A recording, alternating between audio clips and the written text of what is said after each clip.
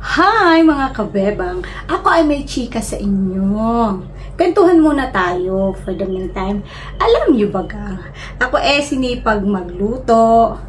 Kaya ang aking, kunti na lang aking video, ay nakakatuwa. At alam niyo ga, ako'y nagluto na rin. First time ko nagluto noon, ito ay yung condensed milk na ube.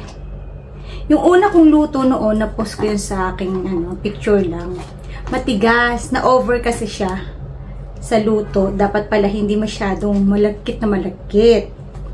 Ngayon, may isa pa akong lata ng condensed, yung ube condensed milk. Sinubukan ko uli. Sabi ko, try ko uli. Aba, ngayon ay okay. Kaya lang ay hindi na siya bilog. Hindi ko mabilog kasi masyado akong atat kahit medyo mainit pa. Pilit kong binibilog. So, napa-flat siya. So, ito ay yung condensed na igahin mo lang, lagyan mo ng coconut, yung shredded, yung nabibili, yung dry. Tsaka nuts.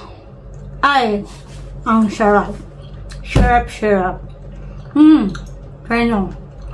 Tama niyo, ang lambot na ngayon. Pero kung nilalagay sa red, matigas talaga. Pero nilalagay sa red. Siguro mas masarap, mas marami pang nuts. Ramdam ko naman nuts, tsaka yung shredded na coconut. Tapos, pag yung nahalo nyo na, pag yung malapot lang, na hindi yung bagkat na, alam niyo yung malapot na mabubuo hatingin nyo pag lumamig. Yun. Hanguin nyo na. Kaya nyo ihulma pag malamig na. As ako'y atat. Hinulma ko. Yan, tuloy nangyari. Kaya ayokong tigilan. Sugar! Ang tamis-tamis ko ngayon this week. Ang tamis ko. Tapos gumawa pa ako ng pistachio ice cream. Wala ng alaga ko. Wala ng ice cream.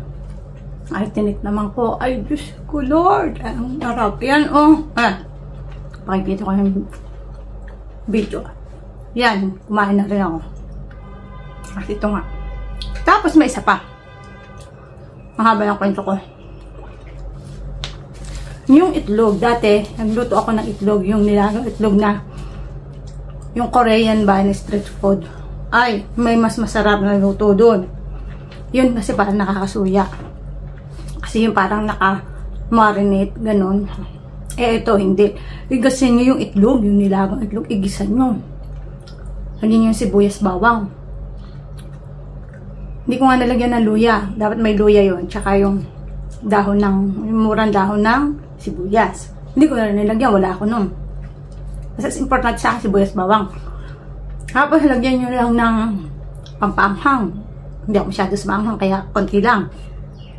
Oyster sauce, toyo, at saka konting patis, pampalasa. At konting ketchup. Basta yung pantimpla lang, tapos hindi siya yung pasabaw. Yan habang niluluto ko yan. Ay, grabe.